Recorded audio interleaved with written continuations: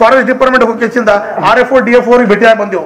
Range officer ಅರಣ್ಯಾಧಿಕಾರಿಗಳಿಗೆ ಅಪ್ಪಾಜಿಯವರು, ನಾವು ಸಹೋದರಿ ಮಾಲಕಣ್ಣಿಯವರು, ಶ್ರೀಧರ್ ಅವರು, ನಮ್ಮ ಸಾವುಕಾರ ತೋಳೂರು ಸಾವುಕಾರ ಅವರು ಎಲ್ಲರೂ ಕಲ್ಕೇಸಿಂದ ಹೋಗಿ ಭೇಟಿಯಾಗಿ ಬಂದೆವು. ಅವರು ನೀವು ಮಾಡುವಂಥ ಕಾರ್ಯ ಒಳ್ಳೇದಿದೆ, ಯಾರು ಮುಂದೆ ಬರಲ್ಲ, ಬಟ್ ಮಾಡತ್ತೀರ ಅಂದ್ರೆ ನಮ್ದು ಸಹಕಾರ ಅದ.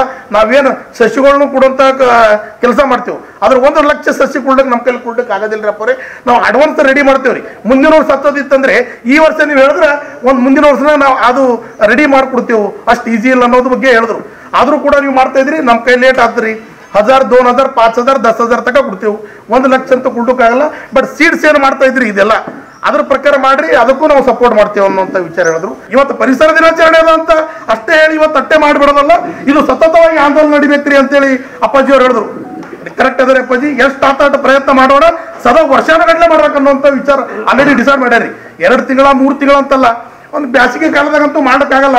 ಆ ಟೈಮ್ನಲ್ಲಿ ಸೀಡ್ಸ್ ಆದ್ರೂ ರೆಡಿ ಮಾಡ್ಕೊಳ್ಳೋಣ ಅನ್ನೋಂಥ ವಿಚಾರ ಇಟ್ಟಿದ್ದಾರೆ. ದಯಮಾಡಿ ತಾವೆಲ್ಲರೂ ಕೈ ಜೋಡಿಸ್ರಿ.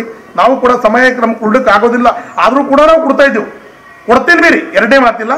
ಅದಕ್ಕೆ ತಾವು ಕೂಡ ಹೆಚ್ಚಿನ ಸಮಯ ಕೊಟ್ಟರಪ್ಪ ಅಂದ್ರೆ ನಮ್ಮ ಮಕ್ತಂಪುರ ಬಡಾವಣೆ ಇಡೀ ನಮ್ಮ ಕಲಬುರಗಿ ಮಹಾನಗರದಲ್ಲಿ ಮೊಟ್ಟ ಮೊದಲೇ ಹುಟ್ಟಿದ ನಮ್ಮ ಮಕ್ತಂಪುರ ಬಡಾವಣೆನೆ.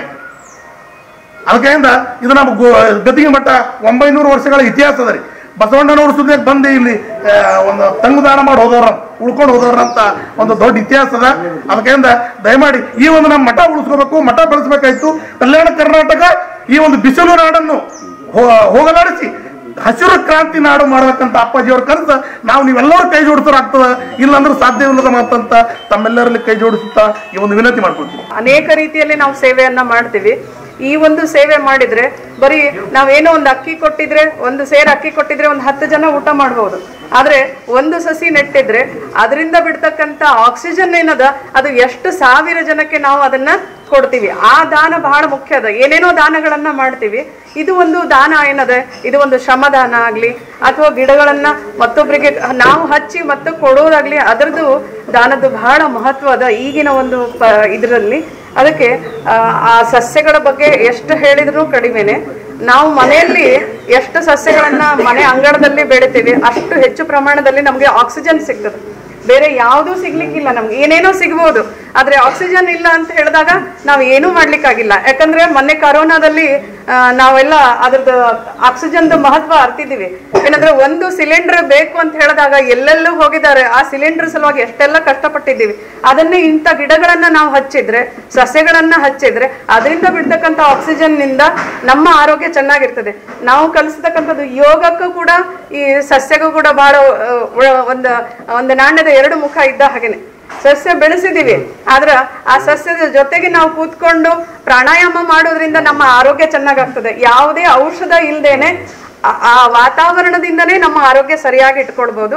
ಇಂಥ ಒಂದು ಒಳ್ಳೆ ಒಂದು ಅಭಿಯಾನವನ್ನ ಅವ್ರು ಇಟ್ಕೊಂಡಿದ್ದಾರೆ. ಅದಕ್ಕೆ ಇದರಲ್ಲಿ ಹೆಚ್ಚು ಸಂಖ್ಯೆಯಲ್ಲಿ ಎಲ್ಲರೂ ಭಾಗವಹಿಸ್ಬೇಕು, ಅಂದ್ರೆ ಈ ಸೇವೆಯಲ್ಲಿ ಭಾಗವಹಿಸ್ಬೇಕು. ಈ ಸೇವಾ ಕಾರ್ಯ ಹಾಗೆ ಮುಂದುವರಿತಾ ಇರಬೇಕು.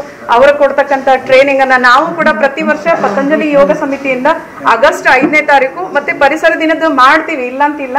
ಆದ್ರೆ ಆಗಸ್ಟ್ 5ನೇ ತಾರೀಕು ಆಚಾರ್ಯ ಬಾಲಕೃಷ್ಣಜಿ ಅವರ ಹುಟ್ಟುಹಬ್ಬ ಅಂತ ಹೇಳಿ ಬರೀ ಔಷಧೀಯ ಸಸ್ಯಗಳನ್ನ ಹಂಚ್ತೀವಿ. ಬೇರೆ ಬೇರೆ ಗಿಡಗಳನ್ನ ಬೆಳೆಸಿರ್ತಾರೆ, ಔಷಧಿಗಳ ಸಸ್ಯಗಳನ್ನ ಮನೆಯಲ್ಲಿ ಅಂಗಳದಲ್ಲಿ ಬೆಳೆಯಬಹುದಂತ ಸಸ್ಯಗಳನ್ನ ಪರಿಚಯ ಮಾಡಿಕೊಟ್ಟು ಅವರಿಗೆ ವಿತರಣೆ ಮಾಡತಕ್ಕಂತ ಒಂದು ಸೇವೆಯನ್ನು ಕೂಡ ನಮ್ಮ ಸಮಿತಿಯಿಂದ ಮಾಡ್ತಾ ಇದ್ದೀವಿ. ಆ ಯೋಗದ ಒಂದು ವಿಷಯದ ಕುರಿತೇನೆ ನಾಳೆಯಿಂದ ಇಲ್ಲಿ ಇದೇ ಅಂಗಳದಲ್ಲಿ ಯೋಗ ತರಬೇತಿಯನ್ನ ಶುರು ಮಾಡ್ತಾ ಇದ್ದೀವಿ. ಅದು ಉಚಿತವಾಗಿರ್ತದೆ. ಸ್ವಾಮೀಜಿಯವರು ಅದಕ್ಕೆ ನಮಗೂ ಕೂಡ ಆಶೀರ್ವಾದವನ್ನ ಕೊಟ್ಟಿದ್ದಾರೆ. ಇದನ್ನು ಮುಂದುವರ್ಸ್ಕೊಂಡು ಹೋಗ್ರಿ. ನಮ್ಮ ಬಳಿ ಬರ್ತಕ್ಕಂಥ ಎಲ್ಲರ ಆರೋಗ್ಯ ಚೆನ್ನಾಗಿರ್ಲಿ. ನಮ್ಮ ಎಲ್ಲ ಭಕ್ತರ ಎಲ್ಲಾ ರೀತಿಯಿಂದ ಭಕ್ತಿಯಿಂದ ಮಾಡಿ ಮಾನಸಿಕವಾಗಿ ಆಗಿರ್ತಾರೆ, ದೈಹಿಕವಾಗಿಯೂ ಕೂಡ ಆರೋಗ್ಯವಂತರಾಗ್ಲಿ ಅಂತ ಅನ್ನೋ ಇದರಿಂದ ಈ ಒಂದು ಸೇವೆಗೆ ಕೂಡ ನಮಗೂ ಕೂಡ ಅವಕಾಶ ಕೊಟ್ಟಿದ್ದಾರೆ. ನಾವೆಲ್ಲ ಅನ್ಕೊಂಡಿರ್ಬೋದು, ಎಲ್ಲರೂ ಸಹಿತ ಮಾಡ್ತಿರ್ತಾರೆ ಕಾರ್ಯಕ್ರಮ. ಪರಿಸರ ದಿನಾಚರಣೆ ಬಂತಂದ್ರೆ ಒಂದ್ ಗಿಡ ಹಚ್ತಾರ, ಫೋಟೋ ಶೂಟ್ ತಗೊಂತ, ಇದೊಂದು ಫ್ಯಾಷನ್ ಆಗ್ಬಿಟ್ಟದ. ಆದ್ರೆ ನಾವು ಸಹಿತ ಒಂದು ಮಾತನ್ನು ತಿಳ್ಕೊಬೇಕು, ನಾವು ಯಾರೂ ಸಹಿತ ಸಾಲ ಮರ ತಿಮ್ಮಕ್ಕ ಆಗ್ಲಿಕ್ಕೆ ಸಾಧ್ಯ ಇಲ್ಲ. ಯಾರೂ ಸಹಿತ ನಾವು ಸಾಲ ಮರದ ತಿಮ್ಮಕ್ಕ ಆಗ್ಲಿಕ್ಕೆ ಸಾಧ್ಯ ಇಲ್ಲ. ಆದ್ರೆ ಸಾಲ ಮರದ ತಿಮ್ಮಕ್ಕ ನಡೆದಿರ್ತಕ್ಕಂತಹ ದಾರಿಯೊಳಗೆ ನಾವೆಲ್ಲರೂ ಸಹಿತ ನಡೀಲಿಕ್ಕೆ ಸಾಧ್ಯ. ಅದಕ್ಕೋಸ್ಕರವಾಗಿ ನಾವು ಈ ಪಂಚಭೂತಗಳನ್ನ ಬಿಟ್ಟು ನಾವಿರ್ಲಿಕ್ಕಂದ್ರೆ ಪಂಚ ಮಹಾಭೂತಗಳು ನಮ್ಮ ಶರೀರದ ಒಳಗೂ ಅದಾವ, ಶರೀರದ ಹೊರಗೂ ಅದಾವ. ಈಗ ನೋಡ್ರಿ, ನಮ್ಮ ಬೆವರು ಬರಾಕತ್ತಿ ಇಲ್ಲಿ ಕುತ್ಕೊಂಡಿದ್ದೀವಿ. ಗಾಳಿ ಬೇಕು. ಅಕಸ್ಮಾತ್ ಏನಾದ್ರು ಚಳಿ ಇಳಿತಪ್ಪ ಅಂದ್ರೆ ನಮ್ಗೆ ಬೆಚ್ಚ ಆಗ್ಲಿಕ್ಕೆ ಬೆಂಕಿನೂ ಬೇಕು. ಇವೆಲ್ಲ ಪಂಚಮಹಾಭೂತಗಳು ನಮ್ಗೆ ಅವಶ್ಯಕತೆ ಇದಾವ. ಆದ್ರೆ ಒಂದು ಇರಲಿಲ್ಲ ಅಂತಂದ್ರೆ ನಾವು ಉಳಿಯಂಗಿಲ್ಲ.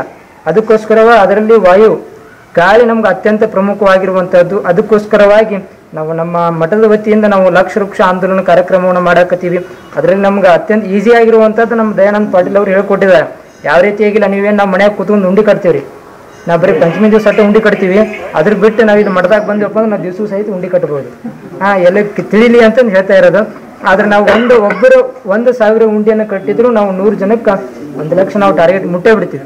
ಅದಕ್ಕೋಸ್ಕರವಾಗಿ ನಾವು ಹೆಣ್ಮಕ್ಳು ಅನ್ನಂಗಿಲ್ಲ, ಎಲ್ಲರೂ ಸಹಿತ ನಮ್ಮ ಈ ಕಾರ್ಯಕ್ರಮಕ್ಕೆ, ಈ ಅಭಿಯಾನಕ್ಕೆ ನಾವೆಲ್ಲರೂ ಸಹಿತ ಭಾಗಿಯಾಗಲೇಬೇಕು. ನೀವು ಎಷ್ಟೋ ನಿಮ್ಮ ವೈಯಕ್ತಿಕ ಜೀವನದೊಳಗೆ ನೀವು ಬ್ಯುಸಿ ಆಗಿರ್ತೀರಿ. ಅದನ್ನು ಬಿಟ್ಕೊಟ್ಟು ನಮ್ಮ 2 ತಾಸು 24 ತಾಸದೊಳಗೆ ನಮ್ಗೆ 2 ತಾಸು ನೀವು ಟೈಮ್ ಕೊಡಲೇಬೇಕು.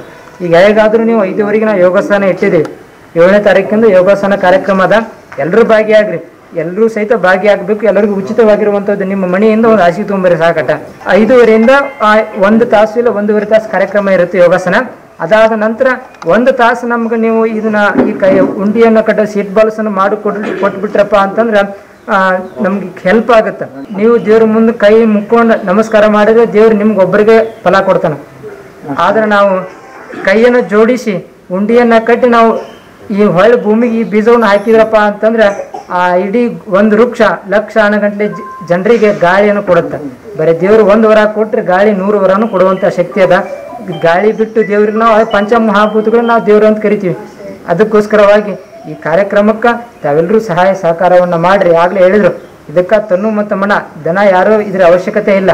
ಅದಕ್ಕೆ ತನು ಮನದಿಂದ ತಾವೆಲ್ಲರೂ ಸಹಿತ ಕಾರ್ಯವನ್ನ ಮಾಡ್ರಿ ಅನ್ನುವಂತಹ ಮಾತನ್ನು ಹೇಳ್ತಾರೆ. ಪರಿಸರ ದಿನಾಚರಣೆ ಅಂದ ತಕ್ಷಣ ನಮಗ ಅರಿವಾಗೋದೇನು ಅಂತ ಕೇಳಿದ್ರೆ, ಇವತ್ತಿನ ದಿನಮಾನದೊಳಗ ನಾವು ಬಳಲ್ತಕ್ಕಂಥ ರೋಗ ರುಜಿನಗಳನ್ನು ಎಷ್ಟೊಂದು ಹೆಚ್ಚಾಗ್ಯಾವ ಅನ್ನುವಂಥ ವಿಚಾರವನ್ನು ನಮಗೆ ನೆನಪಾಗ್ತದೆ. ಯಾಕೆ ಹೆಚ್ಚಾದು ರೋಗ ರುಜಿನಗಳನ್ನು ಯಾಕೆ ಹೆಚ್ಚಾಲಕತ್ಯಾವ ಅಂತ ಕೇಳಿದ್ರೆ, ನಮಗೆ ಪರಿಸರದ ಕೊರತೆಯಿಂದ ನಮಗೆ ಗಿಡ ಇವೆಲ್ಲ ಮರಗಳನ್ನು ಕಮ್ಮಾಗಿದ್ದಕ್ಕೆ ನಮಗೆ ಎಂಥ ಅನಾಹುತದೊಳಗೆ ನಾವು ಸಿಲುಕಲಕತ್ತೀವಿ ಅಂತ ಕೇಳಿದ್ರೆ ನಾವು ಅನುಭವಿಸ್ಲಕತ್ತೀವಿ. ಇವತ್ತಿನ ದಿವಸ ನಮಗೆ ಬಹಳ ಅವಶ್ಯವಾಗಿರ್ತಕ್ಕಂಥ ನಮಗೆ ದಿನನಿತ್ಯ ಇವಾಗ ಮನುಷ್ಯನಿಗೆ ಬದುಕಲಿಕ್ಕೆ ಊಟ ಎಷ್ಟು ಮುಖ್ಯನೋ, ಗಾಳಿ ಎಷ್ಟು ಮುಖ್ಯನೋ ಅಷ್ಟೇ ಮುಖ್ಯ ಈ ಪರಿಸರವನ್ನು ಕಾಪಾಡಿಕೊಂಡು ಹೋದೇವಂತಂದಾಗ ಮಾತ್ರ ನಾವು ಸುಗಮವಾಗಿ ಬದುಕಲಿಕ್ಕೆ ಸಾಧ್ಯ ಇದೆ. ಅಂಥ ಬದುಕನ್ನು ನಾವು ಹಸುನಾಗಿರ್ತಕ್ಕಂಥ ಬದುಕನ್ನು ಬದುಕಬೇಕಾದ್ರೆ ಇವತ್ತಿನ ದಿವಸ ಮರಗಳು ಬಹಳ ಮುಖ್ಯ. ಗದ್ದಿಗೆ ಮಠದ ಚರಲಿಂಗ ಮಹಾಸ್ವಾಮಿಗಳು ಬಹಳ ದೊಡ್ಡ ಕೆಲಸ ಇದು ಎಂಥ ಕೆಲಸ ಅಂತ ಕೇಳಿದ್ರೆ, ಇದು ನಿಜಕ್ಕೂ ಕೂಡ ಇದು ಬಹಳ ಒಂದು ನೆನಪಿಡ್ತಕ್ಕಂಥ ಕಾರ್ಯಕ್ರಮ.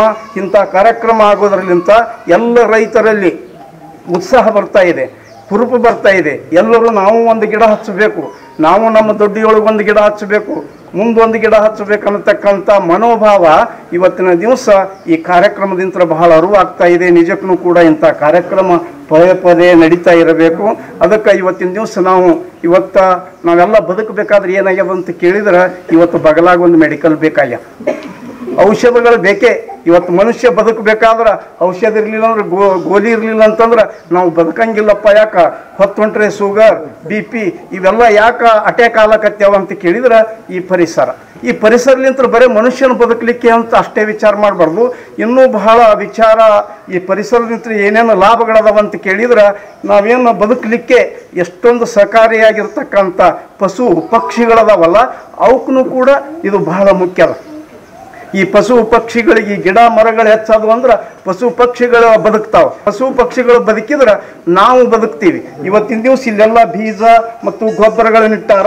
ಇದನ್ನು ನೋಡಿದಾಗ ನಮಗೇನು ಅನ್ನಿಸ್ತದೆ ಅಂತ ಕೇಳಿದ್ರೆ, ಇದಕ್ಕೆ ಎಷ್ಟು ಉಪಯೋಗವಾಗಿರ್ತಕ್ಕಂಥ ಮೊದಲಿದ್ದು ಮಣ್ಣು, ಆ ನಂತರ ಗೊಬ್ಬರ, ಆಕಳ ಹೆಂಡಿ ಮತ್ತು ಆಕಳ ಗೋಮೂತ್ರ ಇವೆಲ್ಲ ಯಾಕೆ ಬೇಕಾಗ್ತಾವ ಅಂತ ಕೇಳಿದ್ರೆ ಬಹಳ ಪ್ರಾಮುಖ್ಯತೆ ಅದಾವೆ, ಅದರ ಬಹಳ ಶಕ್ತಿ ಅದಾವೆ. ಅವು ಇರಲಿಲ್ಲ ಅಂದ್ರೆ ಇವತ್ತಿನ ದಿವಸ ನಾವು ಬಹಳ ಅವನತಿಯೊಳಗದೀವಿ. ಹಳ್ಳಿಯೊಳಗೆ ಹೋದ್ರೆ ದನ ಕರಗಳು ಎಷ್ಟು ಕಮ್ಮಿ ಆಗ್ಲಕತ್ತೇವ ಅಂತ ಕೇಳಿದ್ರೆ, ನಾವು ಹೆಂಡಿ ಬಳಿಲಕ್ಕೆ ಹೆಸ್ಕೊಳಕತ್ತೀವಿ, ನಾವು ಆಕಳನ್ನು ಬದುಕಲಿಕ್ಕೆ ನಾವು ಅವಕ್ಕೆ ಬದುಕಾಕ ಬಿಡುಗಡೆಗಿವಿ.